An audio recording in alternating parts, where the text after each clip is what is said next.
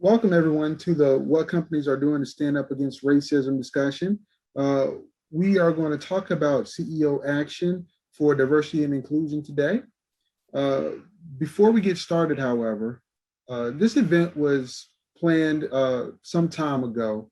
And since that time, we realized that there have been many things that have happened in our communities that need to be addressed. It is with great sadness that we are again faced with recognizing individuals who are victims of violence.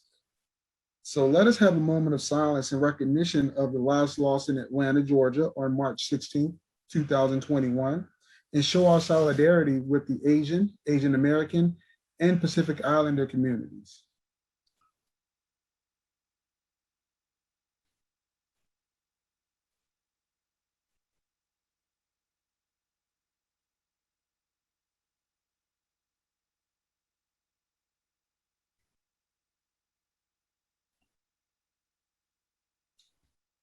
Thank you for joining us in that moment of silence. Before we get into our discussion today, Dean Pulley has some remarks for us. Well, thank you, Brian, and thanks everyone. I just want to welcome everyone and glad to see that we've got great attendance again for this latest Perspective Series session. Thanks in particular to the D&I committee to set up this Perspective Series for us. I have been involved in all of the sessions. They have been fabulous, and I think today's promises to continue that tradition. I've learned much. I have expanded my thinking and perspectives. I have changed my thinking and behavior as a result of what I have heard and observed. And I thank all of you, and I'm sure many of you that have participated in this series have had the same response and have been touched and moved in similar ways. As I mentioned, today's session promises to continue the tradition of currency, value, and excellence. To our speakers today, thank you so very much for being with us. We are eager. I apologize in advance. I have to drop off early because of a long scheduled working group that the provost has put together.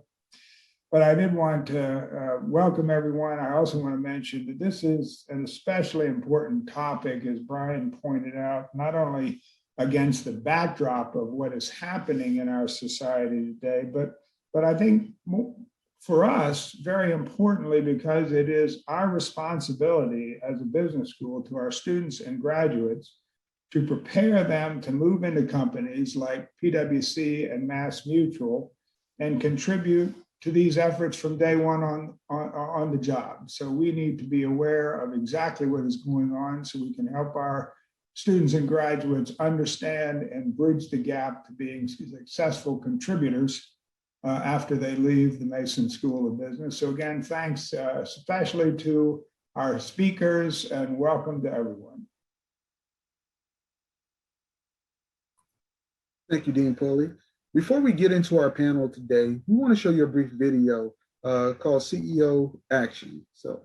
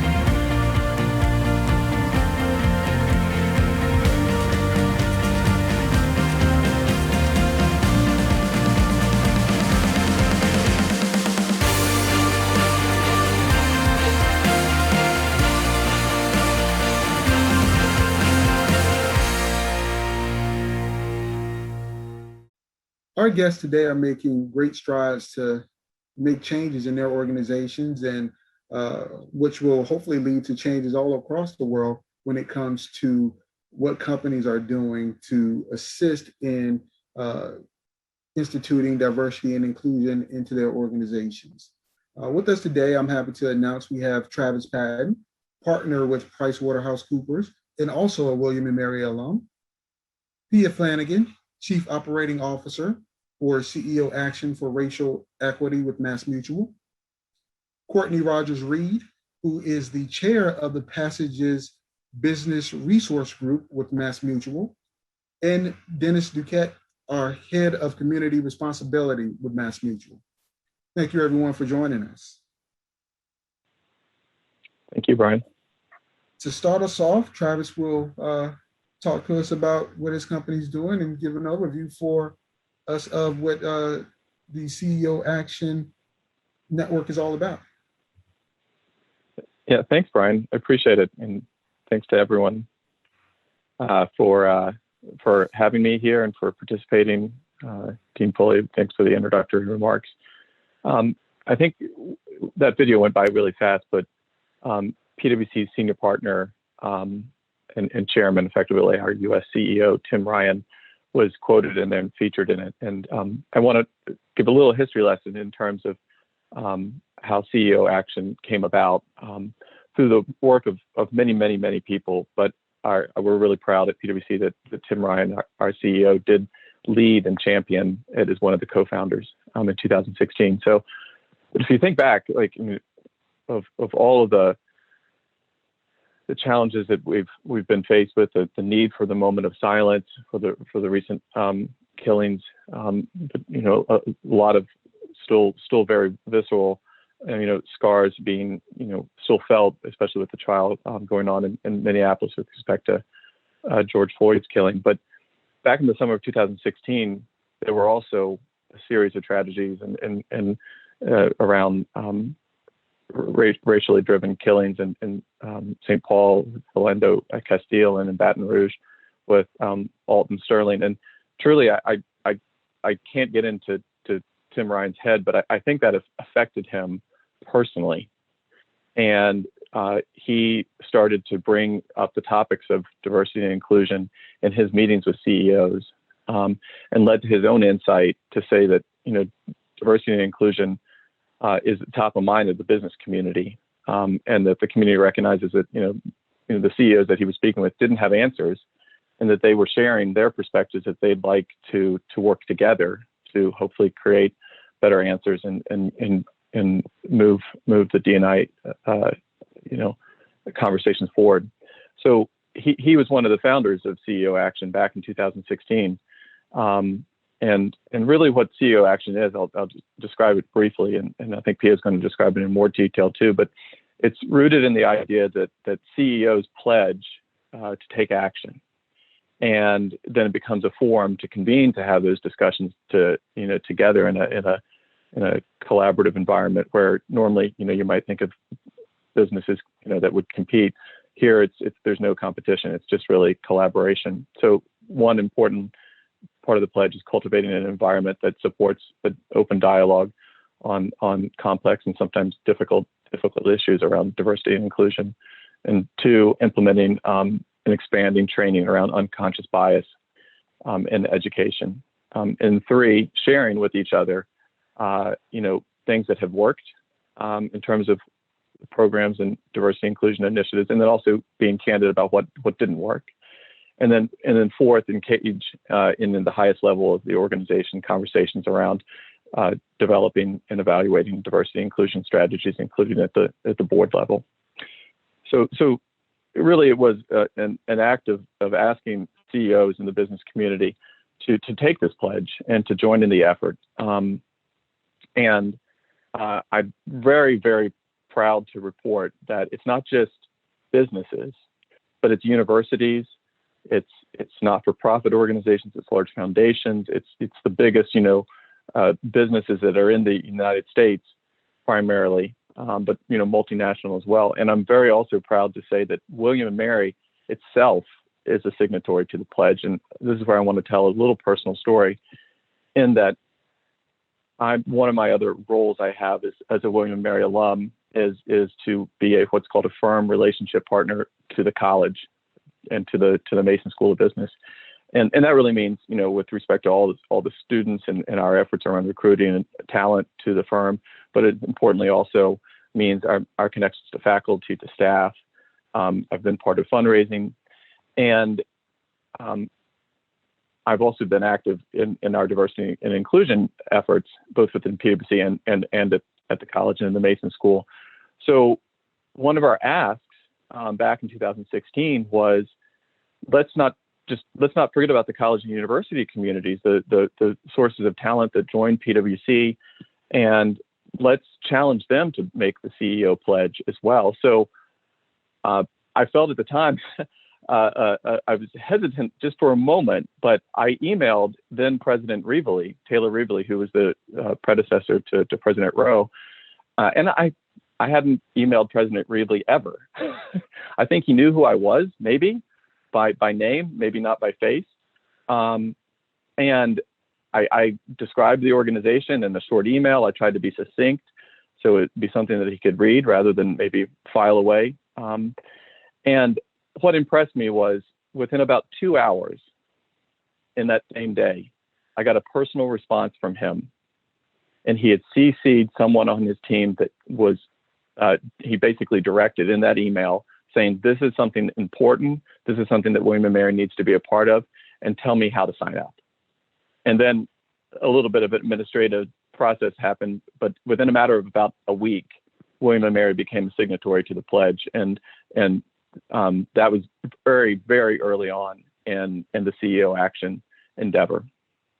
I also wanted to just share briefly, again, kind of coming forward into 2020, and that, we'll have a lot more dialogue around this with the panel, and please bring your Q&A. But in 2020, especially at the beginning around the killing of George Floyd and Breonna Taylor, and obviously a lot of the other tragedies that were going on, and in addition to just the pandemic itself, I think creating a lot of unrest in our own minds, whether it was from certain events, or whether it was from politics, or whether it was just the pandemic and the fear. But Tim Ryan, again, recognizing all of this, and also having started on this journey earlier with initiating CEO Action, really stood up 6 different things that we were going to do differently as a firm. One was to form a D&I staff council that would report directly to him, not through an intermediary, but a staff council that was going to report to him, and there was a nomination process, and it was very competitive. There was hundreds, I believe thousands of people that self-nominated. Second, we were going to be more transparent with our own diversity strategy and share those results annually. And in September, we did publish our first ever PwC report on our own diversity and inclusion with some statistics that we still need to improve upon ourselves as an organization. Third, donate money. I think that's kind of sort of taken as granted, but still an important financial contribution was made last year to certain key organizations through our charitable foundation, as well as crowdfunding, as well as matching contributions for personal donations to really double that impact. The fourth was making a promise to not just donate money, but also to volunteer time and to allow that space to happen. So we were, each of us, whether it be partners or employees, were given at least 40 hours. And it was interesting, it said to encourage people to volunteer at least for 40 hours. We could volunteer more time, but there was an encouragement that everyone think about finding a place to volunteer, specifically around social justice and social equity in terms of the types of organizations we would partner with. The fifth was empower markets to engage locally. So obviously around the country, a lot of different markets, a lot of different organizations locally, not just national organizations. So the markets were empowered to do more tailored to what was in their geography. And then the last, where I'll hand it off to Pia, was a commitment back to CEO Action to form a fellowship of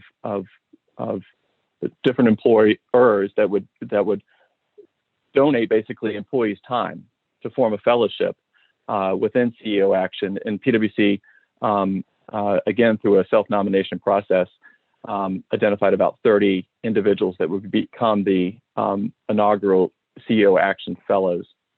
And, personally, I think is just to wrap up before I hand it off to Pia, this is all great, but it's still not enough. I mean, we still need to do more, and we're still on this journey. I'm still personally also on my own D&I journey, and I think we'll talk a little bit more about that as the panel gets going. But Pia, do you want to pick up from there and talk a little bit more about your connection to CEO Action? Sure, Travis, and thank you, and thanks to Brian and the William and Mary team for inviting me today to participate. Again, Pia Flanagan, I'm serving as COO of the CEO Action for Racial Equity Fellowship. And as Travis mentioned, the fellowship really was born out of the CEO Action for Diversity and Inclusion initiative that he just discussed. Tim Ryan, PwC's U.S. chairman, just really felt that in light of the events of 2020, corporate America should be doing more to really address racial equity for society at large. It wasn't enough that we had been focusing through that initiative on our internal diversity and inclusion efforts. We should be doing more as a collective for society at large. And so I became involved and MassMutual became involved because we were having similar conversations internally as a company, as an organization. And prior to serving as the CEO of the fellowship, I was chief of staff to the CEO. And so myself and the CEO had been having conversations around what more could MassMutual be doing, but more importantly, what more could corporate America be doing? And so we proactively reached out to Tim Ryan to say, hey, we're part of this CEO Action for D&I effort. There's a lot of organizations who are participating. Are you guys thinking of doing something and galvanizing those companies around an effort to combat racial equity, racial injustice, racial inequity? And I sent an email to Tim probably around, 5 p.m. one day. By that night, he had responded saying, yes, we are going to be doing something, and we would love for MassMutual to participate. And so really the fellowship was born. I would say Tim had an idea, thought in his head in June. By July, I started transitioning away from my MassMutual work on a part-time basis to work with the team from PwC to really build this fellowship from the ground up. And so we officially launched on October 1st of 2020, but really this fellowship, the focus is on advancing racial equity through public policy, which is unique and different. There are a lot of organizations out there and industry coalitions who are focusing on advancing and supporting racial equity and social justice, but not necessarily from a public policy lens, which is where we think corporate America can really add value and play a unique role in really having a lasting, sustainable impact. And so our mission is to identify, develop, and promote scalable and sustainable public policies and corporate engagement strategies that address systemic racism, social injustice, and which improve societal well-being. And so we really are focusing on how can we as corporate America improve the quality of life for the 47 million Black and African Americans throughout the country, the United States specifically. And we're going to be doing that through advocacy and advancement of solutions that really seek to end systemic racism. And I want to stress that we are focused on the 47 million Black people in America.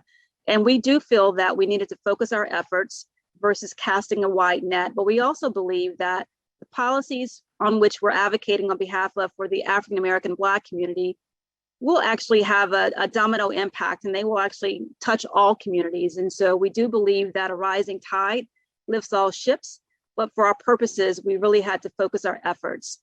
We're viewing our work through the lens of social justice, because what we quickly realize is when people say that there are social injustices which exist in this world, what they're essentially saying is that people are lacking access, whether that's access to goods and services. They're lacking participation in decisions that govern their lives. They're lacking effective voting and legal and political rights. And they're also lacking equity, and whether that be equal access to economic resources or other resources. So social justice is really about access, participation, equity, and rights. Also, as we look to do our work and sort of really narrow and tailor our focus, we thought about the places and spaces in which we could play and have an impact. And we landed upon 4 areas, which we call our pillars. And those include education, healthcare, economic empowerment, and public safety. And so we're really looking to identify key disparities between the Black communities and white communities within the United States in each of those 4 areas, and looking at ways in which we can amplify existing legislation, propose for the advancement of new legislation, ways that we can really attack and address the root causes of systemic racism, again, in a sustainable manner, which is key to the work that we're doing. Again, we launched on October 1st, and we are comprised of currently, I would say, about 250 fellows from over 100 organizations, representing 2 million plus employees across the United States. And we have corporations, we have nonprofits, we have some academic institutions who are participating in the fellowship as well. So it really does comprise a plethora of industries and organizations and corporations across the United States. Again, we're looking to impact and advance existing laws and regulations, new laws and regulations, but also we're also looking at ways we can create social contracts or corporate engagement initiatives, if you will, that have a sustainable impact, not only on society at large and specifically the African American race, but also that will create more participation within our organizations and our corporations. The policy angle, that's great, and we really want to focus on that, but we also want to make sure that companies are in it, and they're getting their hands dirty and they're putting skin in the game, whether that be in-kind resources or financial resources. And so the corporate engagement strategies and initiatives really are about what can we be doing collectively as a group to move the needle or move the dial, as it relates to, as an example, jobs, or as it relates to early childhood education. So what might that look like? It could look like companies indicating that they are going to hire, similar to the Ken Chenault and Ken Fraser effort from Merck, the 110 effort. They're going to focus on hiring and creating 1 million new jobs for African Americans over the next 10 years. It could look like that. It could look like the fellowship. We have come together as a group, as a collective, to advance racial equity, to work together, to bring our talent, to bring our passion, our interests, and to bring our influence and our relationships all to focus on and to advance racial equity for the African American community. And so, again, this has really been, I would say, as a startup, and we truly are a startup. And while we are no longer necessarily building the plane as we are flying, we are, encountering, challenges and obstacles along the way, I would say, but we are in it to win it. We are committed to the effort. And we're pleased that we have, again, 100 plus companies who have signed up to do the work of the fellowship. We have structured our work, again, across 4 pillars. And so each of our fellows have been assigned to a specific pillar, and they work within pods of 5 to 6 fellows to really advance ideas. And we started out with orientation in October, and within a month, our first month, we had about 400 ideas that fellows have proposed to advance solutions to some of the problems facing the African American Black community within the United States. And so over the course of the last 5.5 months, that 400 plus ideas, we've sort of started with a huge funnel, and we sort of narrowed that funnel. And so we selected in December of 2020, 15 ideas that were going to be part of our slate 1, if you will, of policy, proposed policy ideas. We're going to be announcing tomorrow, I believe, the first 2 policies within our legislative agenda. So I can't share that because I'm embargoed. There's an embargoed press release, but look out for that tomorrow, where we will be announcing the first 2 ideas on our agenda. And really for us, one of the key things that's critically important to our success is focus, focus, focus. We have to focus our efforts. Again, we are a 2-year fellowship.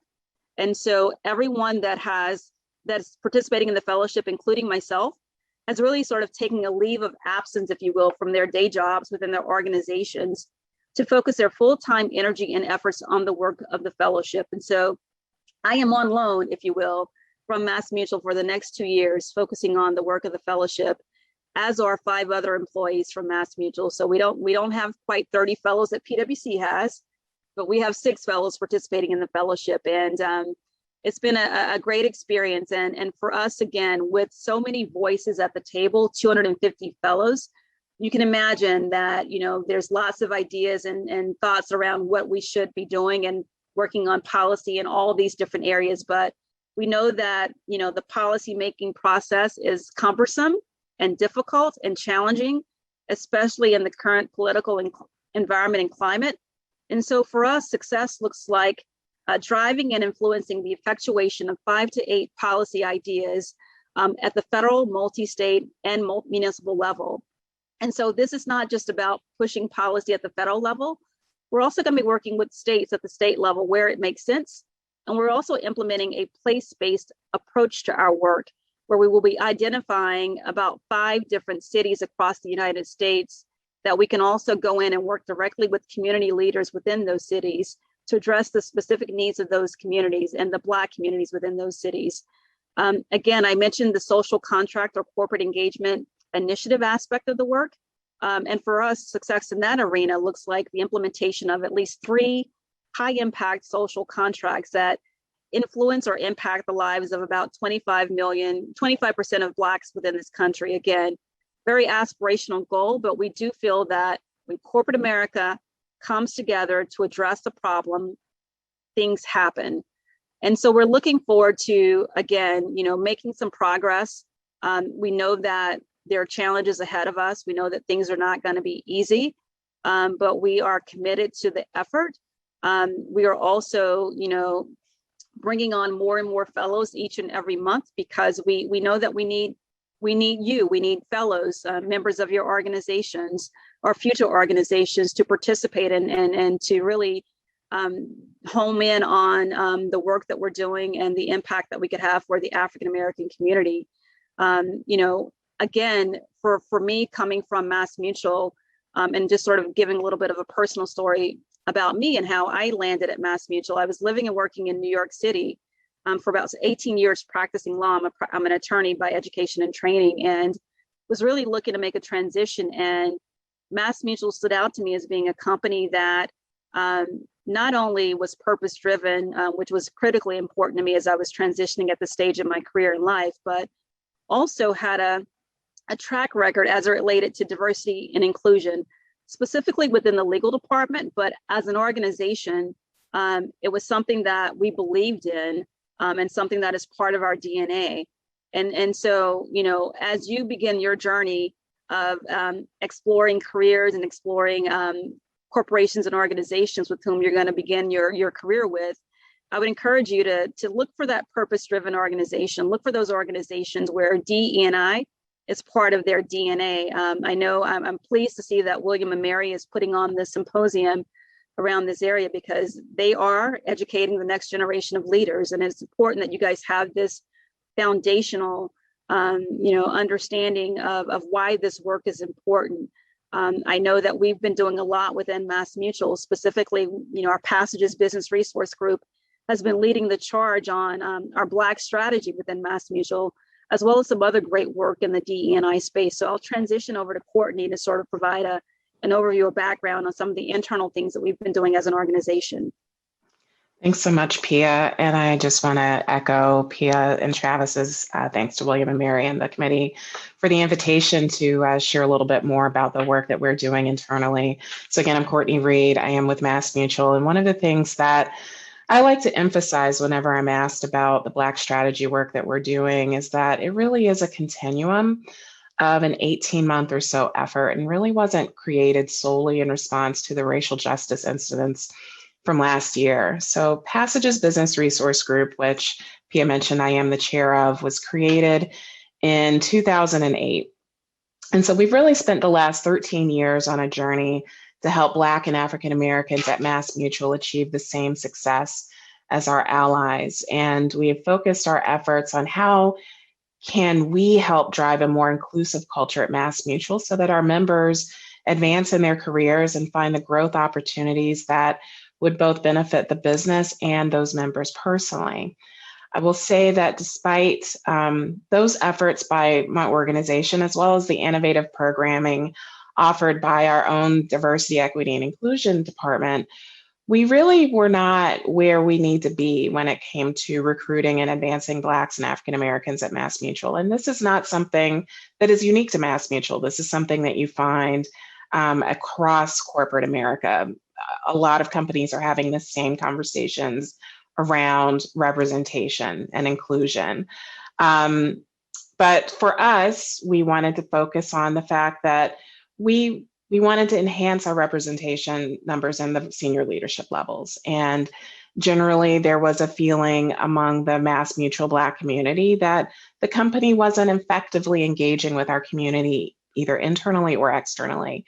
And so we wanted to help educate the company that there is a Black affluent, because we are a financial services company. And so we wanted to show that there is a business value for why you want to engage in our community. And that we felt that that lack of awareness was potentially shaping the perceptions of how Black people were valued internally, which can translate into how you're valued as colleagues. So during a town hall meeting, ironically, on Juneteenth of 2019, one of our allies asked Roger Crandall, who's our CEO, like, what is MassMutual doing to better support the Black community?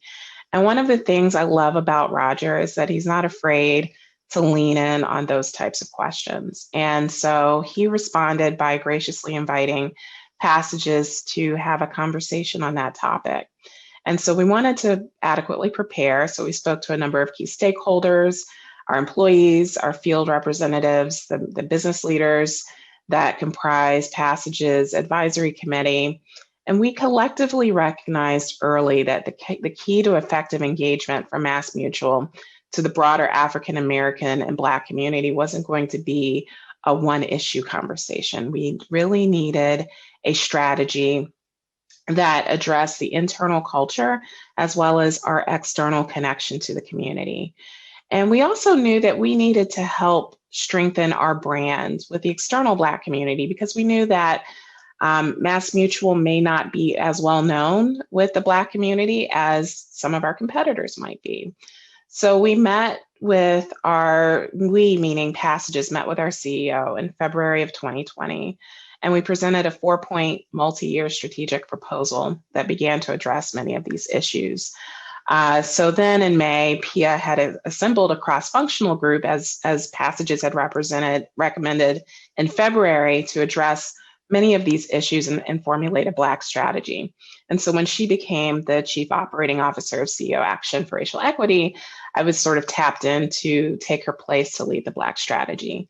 So our strategic objective is to implement effective policies and initiatives that advance racial equity and justice and promote financial well-being for the Black community. And the result of all of this will be that we are going to be doing our part as a financial services company to dismantle systemic barriers that are contributing to the wealth disparities in this country. And we're going to do this through focusing on 4 key areas, a couple of which overlap with what CEO Action for Racial Equity is doing. So we're looking at education, which looks at the educational achievement gap and strategic partnerships with HBCUs.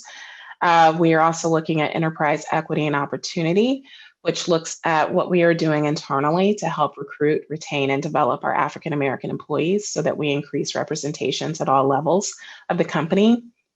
We also have a focus on equitable justice, which identifies and advocates for issues that advance racial justice. And finally, economic empowerment, which focuses on providing access to capital and entrepreneurial resources to Black-owned businesses, including increasing our spend with Black suppliers and developing financial inclusion strategies and initiatives for Black Americans. So the benefits that we're hoping to achieve within these pillars and what we think are going to be measurable is that we're going to, number one, create a diverse pipeline of talent that will help eliminate the racial wealth gap through empowering the Black community in their financial wellness journey. We're also looking to improve outcomes for Black students in the educational setting. We're looking to address and remediate the cultural issues within MassMutual that are contributing to Black employee attrition, and then also create clarity around advancement paths and stretch opportunities. We're also looking to strengthen the MassMutual brand within the Black community because trust is key. And we know that the Black community wants to know what companies stand with it on issues that matter to them. And finally, we're looking to support job creation and innovation while promoting financial inclusion and wealth creation. And so that's part of the work that I'm doing. And I'm going to now pass the baton to my colleague, Dennis Duquette, to have him talk a little bit more about the foundation. Thank you, Courtney. Yes, my name is Dennis Duquette, and as Brian said at the beginning of the conversation, I have the privilege of leading MassMutual's community responsibility and MassMutual Foundation. So really representing MassMutual's active position in the community and also executing the philanthropic arm of MassMutual. So it's a great honor to do that. And I want to touch upon something that Courtney just said that I think is very important and I think speaks to the quality of an organization and the leaders of our organization at MassMutual. When she talked about the 4 pillars, you'll note that 3 of them were external facing. However, one of them is internal facing, and that is so important. I think the fact that this company and many companies like ours are taking the time to take a hard look internally to make sure that we're doing the right things by our associates and by those in our company and our colleagues before we go out promoting ourselves externally as supporters of equity. So as I mentioned, I have the wonderful job of running corporate philanthropy for MassMutual through community responsibility and through the foundation. Our foundation was established in 2015 and began making its first grants in 2016. So much like what Courtney described with the Passages organization, they were already having these conversations before things came to a head in 2020.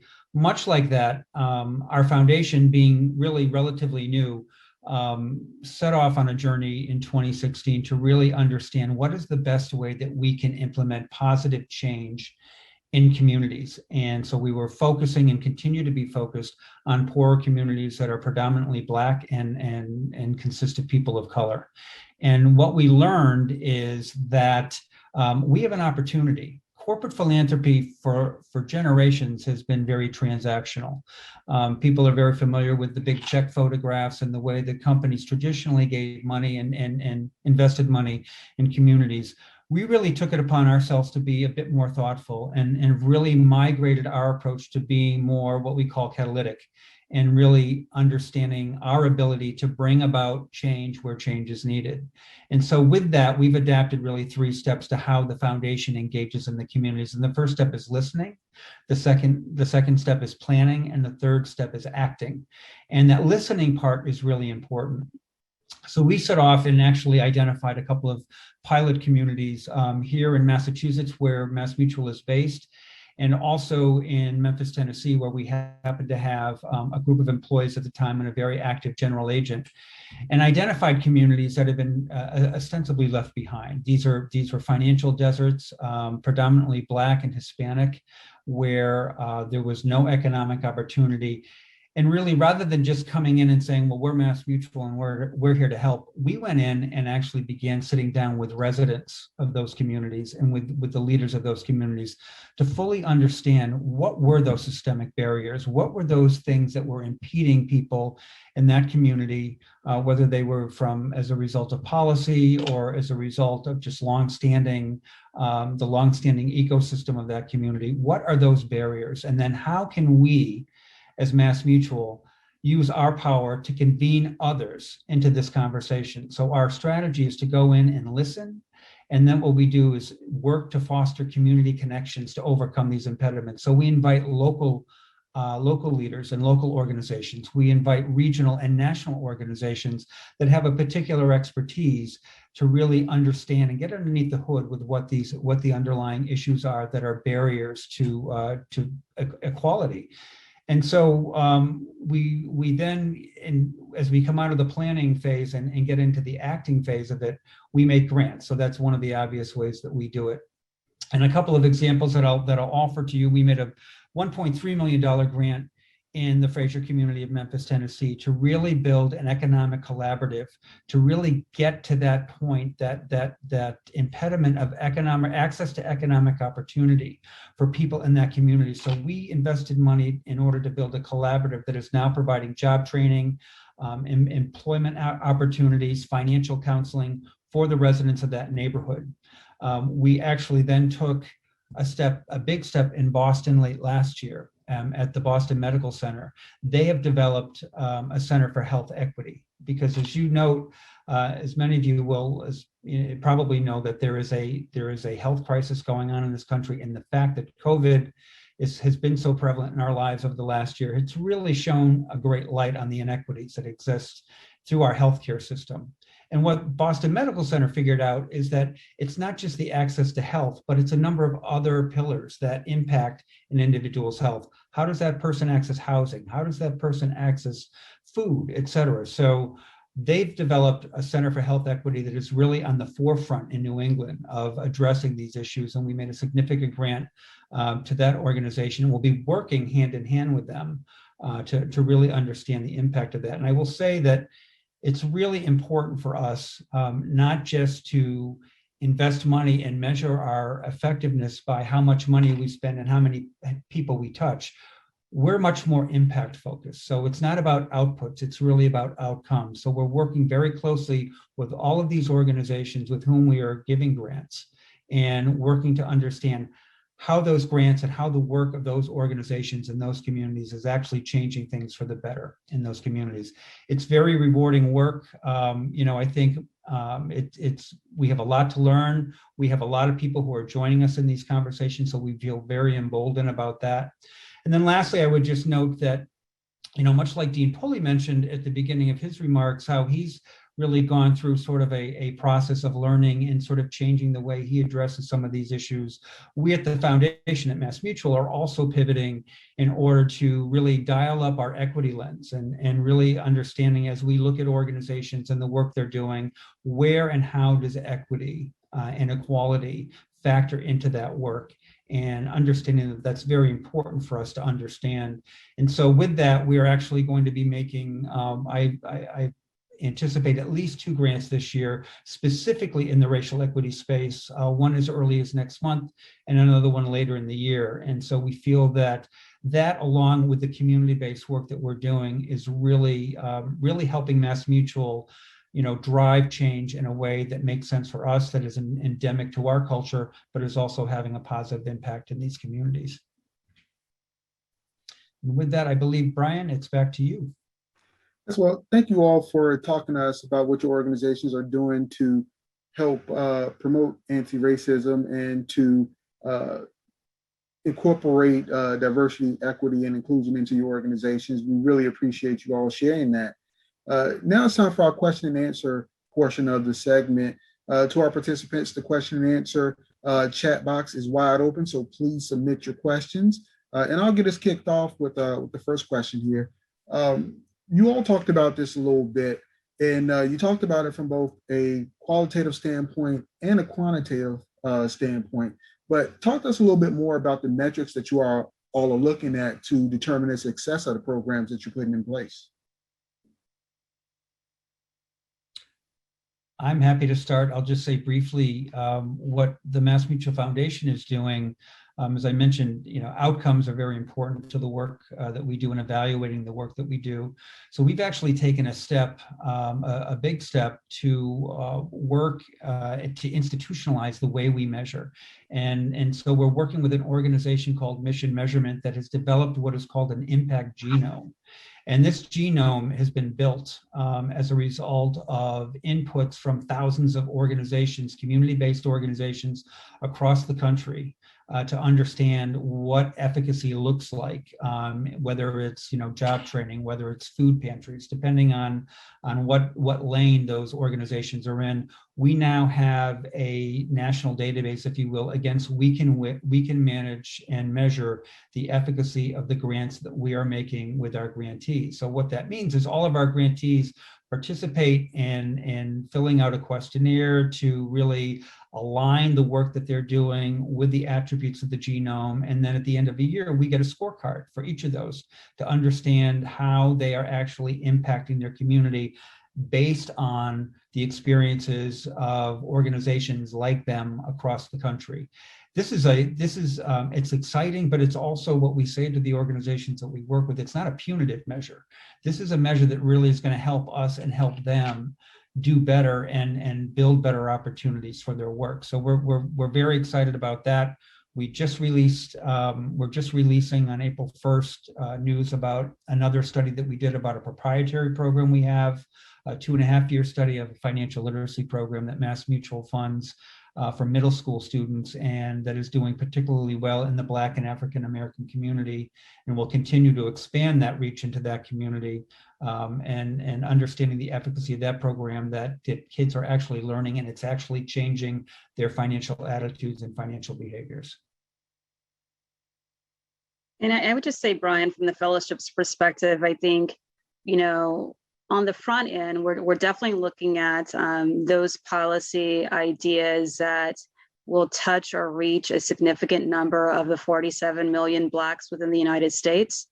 Until we select the policies, it's hard to establish specific metrics or to talk about specific metrics until we identify the areas in which we're going to be playing. But I will just say that I think one of the underlying themes across the racial equity landscape is lack of data.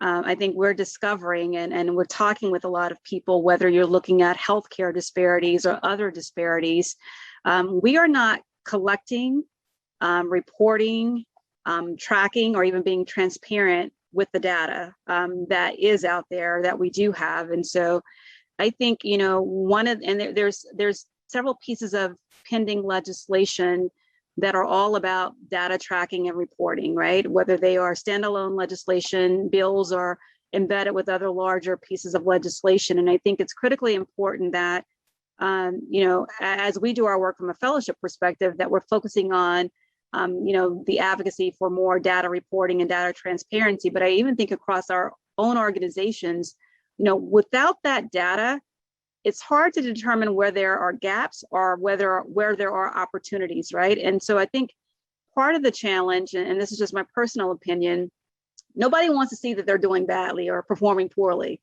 in certain areas, right? And the data tells a story. The data is going to show us if we are, how we're doing and how well we're doing. It's not going to tell the whole story, but it can help to shape, the path forward. And I think we as organizations have to be unafraid to view the data in a disaggregated manner, right? Because we have data, it's all aggregated, but we really need to disaggregate that data, because if we're seriously, concerned about advancing racial equity for the Black community, for the Asian American community, or pick your community of individuals, we need to look at the disaggregated data, because that's going to tell us where we have opportunities to do better, to improve, and to do things differently, and to try to view things through a different lens and light. And so I think the metrics are critically important, but they're only as good as the data inputs. And to move us along, you mentioned law a little bit in that. Georgia seems to be in the middle of a lot of things right now. And what are companies looking to do in terms of voting rights for people who may be disenfranchised by new laws that come into play? That's a $1 million question that I unfortunately do not have an answer to. I think if you were to read recent articles, companies are not doing enough in that space, right? I mean, obviously it's on the radar screen for us as a fellowship, and we will say something and do something. But as a fellowship, we are not operating there. There's no one person called fellowship, right?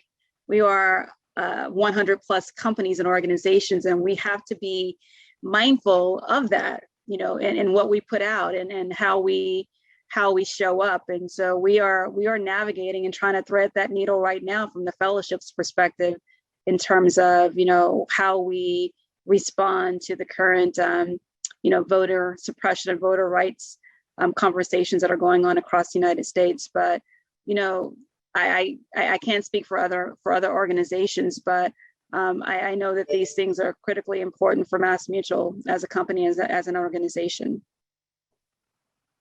Thank you. And Travis, did you want to add?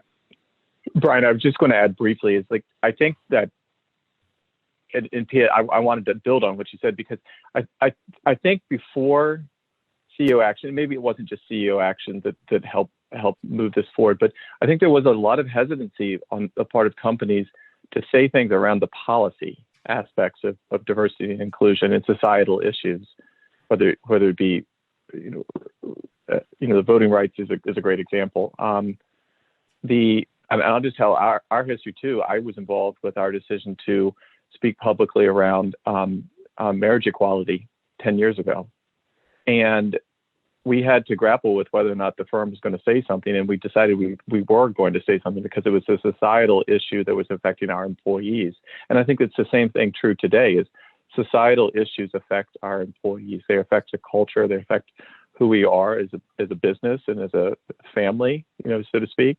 And it's in addition to obviously just being the right thing to do. And I think the evolution of the business community, maybe encouraged by what you're doing with CEO Action, Pia, and with all of our participation in it in some form, is helping facilitate that, progression even faster. And what you all are doing now feels like it's the groundwork for other things. How will what you're doing currently in your organizations help to support others outside of the African American community that feel like the odds are against them when it comes to diversity and equal treatment in their organizations?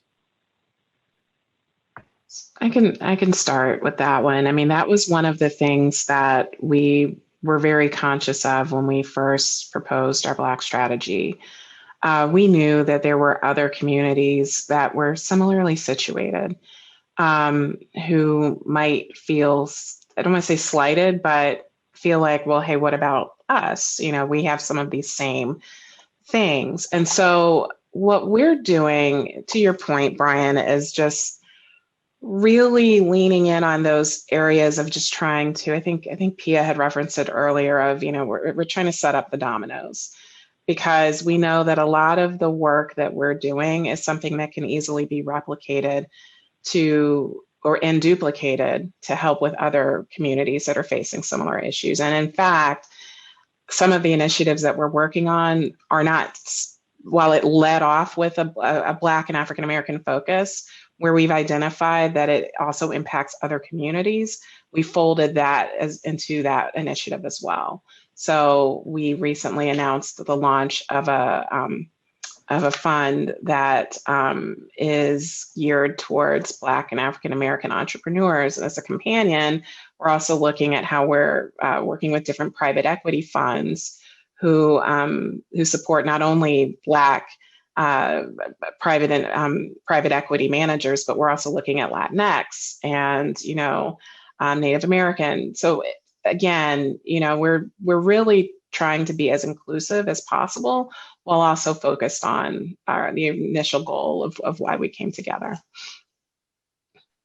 And I think I would add to that, just in terms of community engagement, the approach that I described earlier that MassMutual is undertaking. We're really in the process of codifying a lot of the things that we learn, and we know that not every community looks the same, and the impediments in every community are not the same. And we're learning that every day in the work that we're doing. But codifying the steps and codifying the ways that you can move, you can advance work that's actually going to benefit these communities, and replicating that. And again, as I mentioned earlier, there's no pride of ownership in what we're doing in terms of the community. We are inviting, any and all to join us in the work that we're doing and in the conversations that we're doing, because there's a lot of great efforts out there, community-based efforts out there. It's a matter of creating those connections. That's half the battle. And when we can create those connections and codify that and share that, I think that really gives us a leg up and an opportunity to make some progress. Thank you all for taking the time to answer a few of our questions here. I'm sure that we have lots more for you. You all have been great panelists today, and really appreciate you spending your time with us.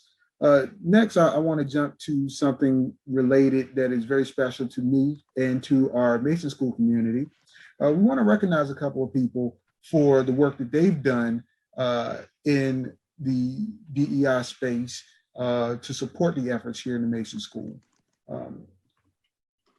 Rex Hamlin is one of our co-chairs for our Mason DEI committee, and he will be receiving a framed certificate in support of the work that he has done to champion the effort of DEI in the Mason School and across campus. We don't do this alone, but we do need some strong leadership in place to help with that, and Rex has definitely stepped up to the plate for that effort.